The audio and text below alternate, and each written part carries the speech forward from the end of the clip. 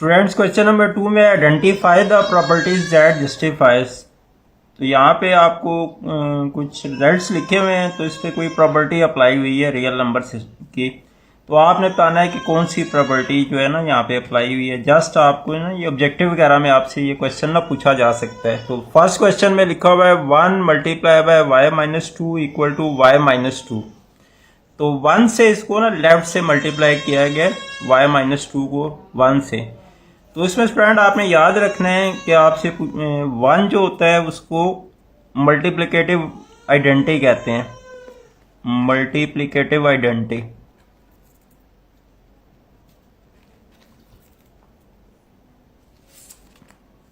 और इसी तरह 0 आपके पास जो होता है वो एडिटिव आइडेंटिटी होती है। 0 क्या होती है? Additive identity.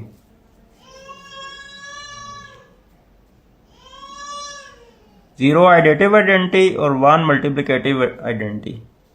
एडिटिव का मतलब क्या है? ऐड। 0 किसी भी नंबर में आप ऐड करें तो उसका रिजल्ट चेंज नहीं होता। जैसे अगर आपके पास लिखा हो ना 0 प्लस 2 तो वो फिर 2 ही आएगा। इसी तरह 1 से अगर 2 को मल्टीप्लाई करें तो तब भी रिजल्ट चेंज नहीं होता, 2 जो है ना 2 ही रहेगा दोनों केसेस में। तो 1 से किसी भी नंबर को मल्टीप्लाई करें तो वही रिजल्ट आता है, और 0 किसी नंबर में ऐड करें तो तब भी वही रिजल्ट आता है। तो इसलिए मल्टीप्लिकेशन में 1 जो होता है वो आइडेंटिटी होता है, वो किसी को कोई असर नहीं डालता। और एडिशन में 0 जो है वो आइडेंटिटी होता है। तो यहाँ पे देखें कि 1 मल्टीप्लाई हो रहा है y माइनस टू से, तो 1 क्या होगा? आइडेंटिटी होगा। तो इसलिए हम यहाँ पे फिर आंसर क्या लिखेंगे? 1 क्या है? Multiplicative identity. तो इसका आंसर क्या आएगा कि ये मल्टीप्लिकेटिव आइडेंटिटी जो है ना वो यूटिलाइज हो रही है। नेक्स्ट में देखें 0.2 को 5 से मल्टीप्लाई किया तो 1 आ गया। अब देखें 0.2 है, इसका अगर आप पॉइंट हटा दें तो ये 2/5 हो जाएगा। पॉइंट अगर 2/10 हो जाएगा। पॉइंट हटाएंगे ना तो पॉइंट की जगह 1 और 2 की जगह ना एक डिजिट है तो 0 आ जाएगा। तो 2/5, तो 2 से कैंसिल करें तो ये आपका 1/5 आ जाएगा। तो 0.2 को 1/5 भी लिख सकते हैं। ये मैंने 2 और 10 को ना 2 से डिवाइड किया, 2 1 ज़ा 2, 2 5 ज़ा 10, तो 1/5। तो इसका मतलब है ये 0.2 का मतलब क्या है कि ये 1/5 जो है वो मल्टीप्लाई हो रहा है किससे? 5 से। तो दोनों कट के ना 1 आ रहा है। 1 आपको मैंने भी बताया क्या होता है? मल्टीप्लिकेटिव आइडेंटिटी है। और ये जो नंबर होता है 5 के साथ ना 1/5, इसे कहते हैं मल्टीप्लिकेटिव इनवर्स। 5 को किस से मल्टीप्लाई करेंगे तो 1 आएगा? 1/5 से। तो 5 का 1/5 क्या होगा? मल्टीप्लिकेटिव इनवर्स होगा। 5 और 1/5 कटेंगे, 1 आ जाए। इसी तरह 4 का मल्टीप्लिकेटिव इनवर्स 1/4 होगा। 3 का 1/3, 100 का 1/100, 10 का 1/10। तो यहाँ पे 0.25 का मल्टीप्लिकेटिव इनवर्स है, तो इसलिए क्या आप लिखेंगे? Multiplicative inverse. नेक्स्ट में अगर आप देखें तो एक प्रॉपर्टी होती है कॉम्यूटेटिव प्रॉपर्टी, और एडिशन, अंडर एडिशन, बीच में प्लस है ना तो अंडर एडिशन लिखेंगे। तो a प्लस वो क्या होती है? a plus b equal to b plus a. अगर दो नंबर a और b ऐड हो रहे हैं तो उनकी प्लेसेस चेंज कर दें, b को a की जगह लिखते हैं तो a को b की जगह, तो तब भी रिजल्ट चेंज नहीं होता। जैसे मैं लिखता हूँ ना 2 + 1, तो वो किसके बराबर होगा? 1 + 2 के। यानी 2 की जगह 1 और 1 की जगह 2 कर दें तो रिजल्ट चेंज नहीं हो, तो वो कॉम्यूटेटिव प्रॉपर्टी होती है।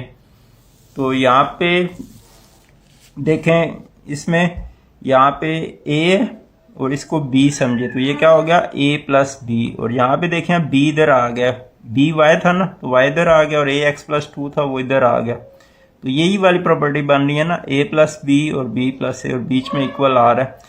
तो ये प्रॉपर्टी कौन सी होती है? Commutative property. प्लस आएगा तो विद रिस्पेक्ट टू एडिशन लिखेंगे, मल्टीप्लिकेशन आएगी तो विद रिस्पेक्ट टू मल्टीप्लिकेशन लिखेंगे।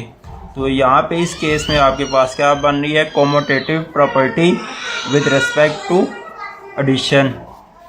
नेक्स्ट देखें, इसमें पार्ट नंबर 4 देखें। इसमें लिखा हुआ है -3b + 3b = 0, -3b + 3b = 0।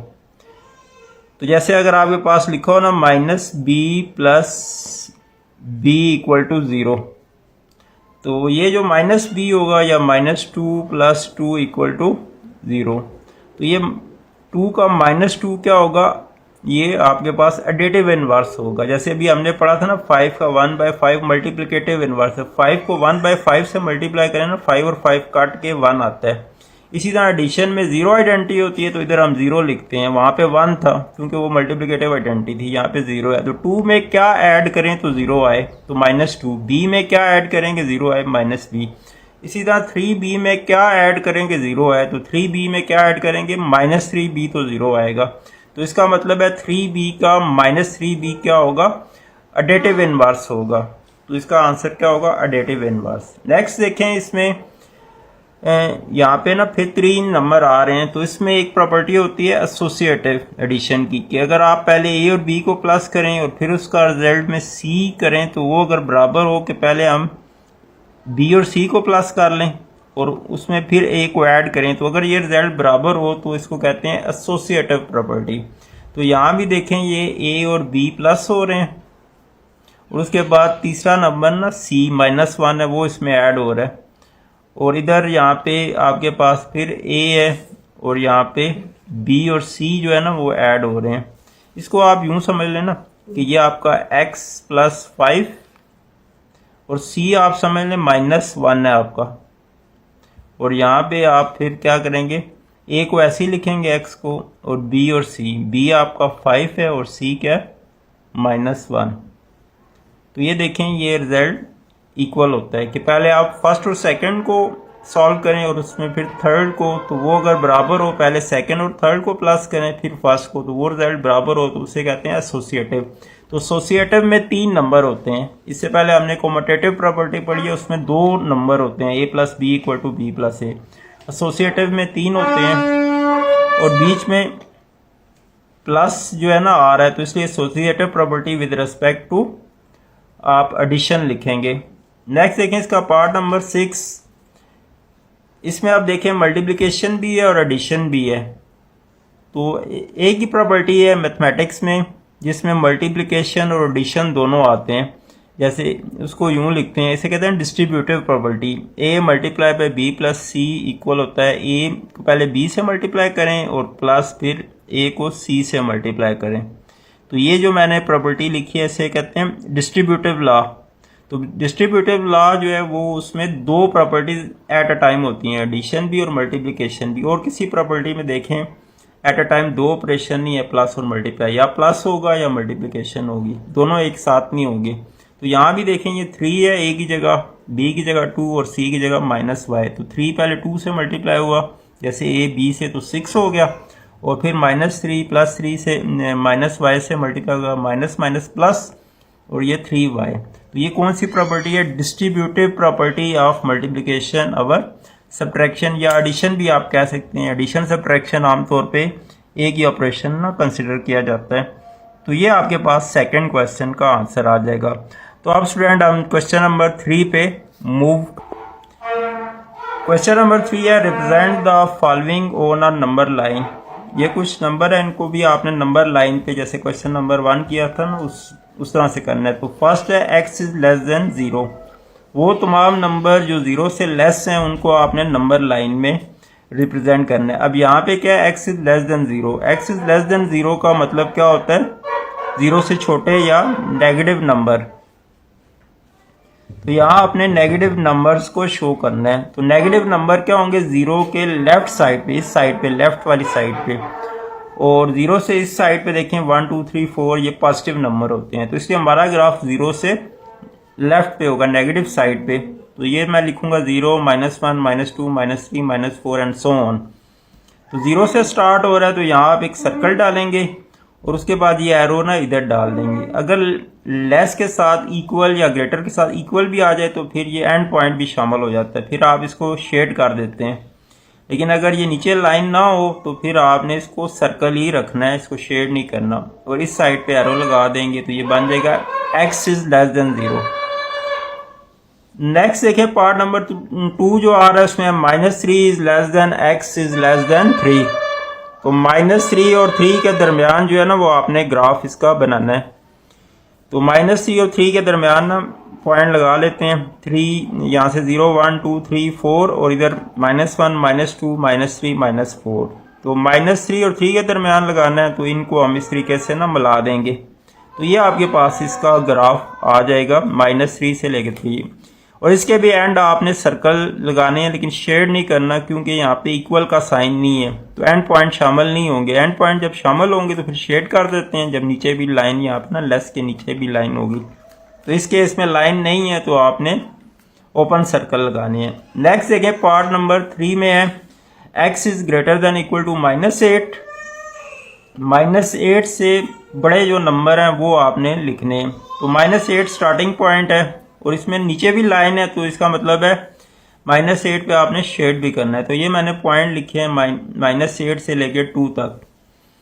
तो ये आप ना क्योंकि -8 से बड़े हैं तो राइट साइड पे जो भी नंबर होते हैं उससे बड़े होते हैं, और लेफ्ट साइड पे उस नंबर से जो भी नंबर होते हैं छोटे होते हैं। तो -8 के दाएं तरफ सारे नंबर ये -8 से बड़े हैं। तो यहाँ से आप सर्कल डाल के इसको इधर एरो बना देंगे कि ये लाइन इसी तरह आगे कंटिन्यू है।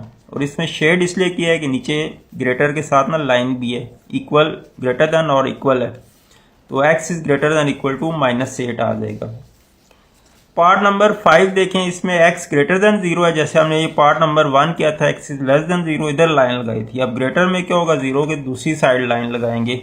तो अब आपने 0 1 2 3 4 लिखना है। अब ग्रेटर है तो 0 के राइट साइड पे नंबर ग्रेटर होते हैं, तो इस साइड पे लाइन लगाएंगे, x is greater then 0। Next देखें पार्ट नंबर 5 में x इज लेस देन -3। -3 से छोटे नंबर, तो ये -3 है और इससे छोटे नंबर क्या होंगे, -4 -5 -6 -7। मैंने आपको बताया ना किसी भी नंबर के लेफ्ट साइड पे जो नंबर होते हैं वो उससे छोटे हैं। तो ये -3 की लेफ्ट साइड पे ये छोटे नंबर हैं और -3 की राइट साइड पे इधर इससे बड़े नंबर हैं। तो हमें क्या चाहिए, x इज लेस देन -3।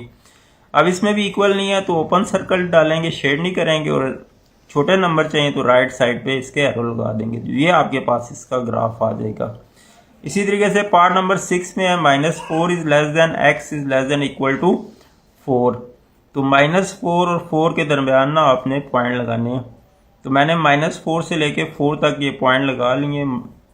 ये 0 आ गया, इसी तरह ये 1 2 3 4 इधर, और -1 -2 -3 -4 इधर आ जाएगा। अब इसमें 4 जो है वो उसमें शामिल है लाइन के अंदर, क्योंकि इक्वल का साइन भी आ रहा है, लेकिन -4 जो शामिल नहीं है। तो इसे इधर आप ना ओपन सर्कल डालेंगे, इसको शेड नहीं करना, और इस सर्कल को आपने शेड कर देना, और ये आप लाइन लगाएंगे तो ये इसका आपके पास ग्राफ आ जाएगा। स्टूडेंट नेक्स्ट क्वेश्चन नंबर 4 करते हैं। इसमें identify the properties of the equality and inequality of real number that justify the statement. तो ये भी क्वेश्चन नंबर 2 की तरह आपका ऑब्जेक्टिव टाइप का क्वेश्चन है, जिसमें आपने प्रॉपर्टीज के नाम लिखने हैं। तो पहला देखें 9x इक्वल टू 9। तो जब भी कोई नंबर अपने बराबर हो, a इक्वल टू a जैसे हम लिखते हैं, हर नंबर अपने बराबर होता है तो उसको प्रॉपर्टी को क्या कहते हैं, रिफ्लेक्सिव प्रॉपर्टी। तो इसी तरह 9x के बराबर है, तो ये आपके पास कौन सी प्रॉपर्टी होगी, रिफ्लेक्सिव प्रॉपर्टी। नेक्स्ट देखें पार्ट नंबर 2 में है if x plus 2 equal to y then y equal to 2x minus 3 then x plus 2 equal to 2x plus 3। तो ये प्रॉपर्टी है कि अगर आपके पास a इक्वल टू b हो और b इक्वल टू c हो, तो यहाँ से आप लिख सकते हैं a इक्वल टू c, यानी a b के बराबर हो, b c के। तो यहाँ पे देखें अगर मैं इसको a रख लूँ, इसको b, इसको c, इसको ये देखें ना, a equal to b, b equal to c, तो फिर a इक्वल टू c आ जाएगा यहाँ से। तो ये a और b, अब b y था ना, b फिर यहाँ आ गया, और c आपका 2x माइनस 3। तो यहाँ पे a x प्लस 2 और c आपका 2x माइनस 3, ये आपस में फिर बराबर होने, पहला और तीसरा भी बराबर है, पहला दूसरे के बराबर, दूसरा तीसरे के, तो फिर पहला और तीसरा भी देखें बराबर आने। तो इस प्रॉपर्टी को क्या कहते हैं, ट्रांजिटिव प्रॉपर्टी। नेक्स्ट देखें, इसमें लिखा हुआ है if 2x plus 3 equal to y then y equal to 2x plus 3। तो ये प्रॉपर्टी होती है if a equal to b हो, तो फिर हम लिख सकते हैं b इक्वल टू a। यहाँ पे 2x प्लस 3 y है और यहाँ पे y equal to 2x plus 3, तो इसको कहते हैं symmetric property, a equal to b then b equal to a। Next में देखें 4 नंबर में if 3 is less than 4 then -3 is greater than -4। देखिए इनक्वालिटीज में क्या होता है कि अगर आप नेगेटिव नंबर से किसी को मल्टीप्लाई करें तो इनक्वालिटी की डायरेक्शन चेंज होती है। तो यहाँ पे क्या हुआ है, इसको -1 से जो है ना वो मल्टीप्लाई किया है 3 को दोनों साइड पे, इधर भी और इधर भी -1 से, तो ये -3 हो गया, प्लस माइनस माइनस होता है और ये -4 हो गया। तो यहाँ पे ये लेस था ना, तो जब भी नेगेटिव नंबर से मल्टीप्लाई करते हैं तो इस इनक्वालिटी को उलट देते हैं, तो अब ये ग्रेटर हो जाएगा, -3 इज ग्रेटर देन -4। तो ये याद रखें कि इनक्वालिटीज़ के केस में जब ग्रेटर या लेस आता है तो जब नेगेटिव नंबर से मल्टीप्लाई करते हैं तो इनक्वालिटी की डायरेक्शन भी चेंज करते हैं, यानी जो लेस वाली साइड है वो ग्रेटर हो जाती है और जो ग्रेटर वाली है वो लेस हो जाती है। ये कौन सी होगी, मल्टीप्लाई करने से रिजल्ट चेंज हुआ तो इसलिए इसे क्या कहेंगे, मल्टीप्लिकेटिव प्रॉपर्टी। नेक्स्ट फिर देखें आप a = b लिखा हुआ है और आगे फिर b = c है, तो फिर a और c भी बराबर होंगे यहाँ पे, a = c। तो ये कौन सी प्रॉपर्टी है, ट्रांजिटिव प्रॉपर्टी। तो पार्ट नंबर 5 का आंसर क्या होगा, ट्रांजिटिव प्रॉपर्टी। नेक्स्ट देखें पार्ट नंबर 6 में लिखा हुआ है x + 4 is greater then y + 4। तो यहाँ से देखें +4 अगर हम दोनों साइड से कैंसिल कर दें तो क्या हो जाएगा, x is greater then y। तो ये कैंसिल करके रिजल्ट आ रहा है तो इसलिए क्या, इसे क्या कहते हैं, कैंसिलेशन प्रॉपर्टी। कैंसिल करके ना ये रिजल्ट आपका, और साथ अगर आप चाहें तो लिख सकते हैं विद रिस्पेक्ट टू एडिशन, अगर लिखना चाहें ना, क्योंकि प्लस हो रहा है तो एडिशन के रिस्पेक्ट से। नेक्स्ट देखें 2 is less then 5, 5 is less then 9। वही a जो है वो b से लेस है, b आगे c से लेस है, तो फिर a और c भी लेस होंगे। ये कौन सी प्रॉपर्टी होती है, ट्रांजिटिव प्रॉपर्टी। तो इसका आंसर आप क्या लिखेंगे, ट्रांजिटिव प्रॉपर्टी। नेक्स्ट देखें यहाँ पे -18 इज लेस देन -16।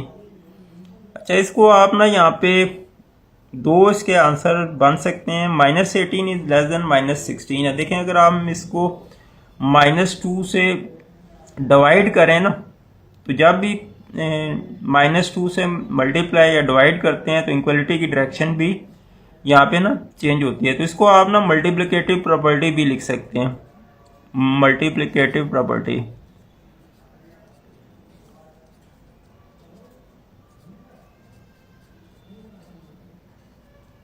तो यहाँ पे बुक में कैंसिलेशन प्रॉपर्टी लिखा है, तो कैंसिलेशन भी आप इसको कह सकते हैं। वो कैसे कि आप इसमें यहाँ पे देखिए -18 लिखा हुआ है, तो इसको मैं लिख सकता हूँ -18 को लिख सकते हैं ना 9 × -2, और इसको आप लिख सकते हैं 8 × -2। तो -2 आप दोनों साइड से कैंसिल कर देंगे तो वो आपका रिजल्ट कैंसिलेशन प्रॉपर्टी। लेकिन मेरे ख्याल से ज़्यादा बेहतर जो आपके पास रहेगा वो मल्टीप्लिकेटिव प्रॉपर्टी लिखें। क्या आप ना -18 को -1/2 से मल्टीप्लाई करें तो ये रिजल्ट ना आपके पास बनेगा, तो वो ज़्यादा सूटेबल रहेगा। जब भी नेगेटिव नंबर से मल्टीप्लाई करते हैं इक्वलिटी में तो उसकी डायरेक्शन भी चेंज होती है। तो अगर आप इसको मल्टीप्लाई करेंगे और ये कटिंग करेंगे तो इधर 9 आ जाएगा और इधर 8 आ जाएगा। तो ज़्यादा सूटेबल रिजल्ट क्या होगा, मल्टीप्लिकेटिव प्रॉपर्टी आपको लिखें। तो स्टूडेंट इस तरीके से आपकी एक्सरसाइज 1.1 जो है वो कंप्लीट हो गई है। तो इसमें अगर आपका कोई क्वेश्चन हो तो आप कमेंट कर सकते हैं। अल्लाह हाफिज़।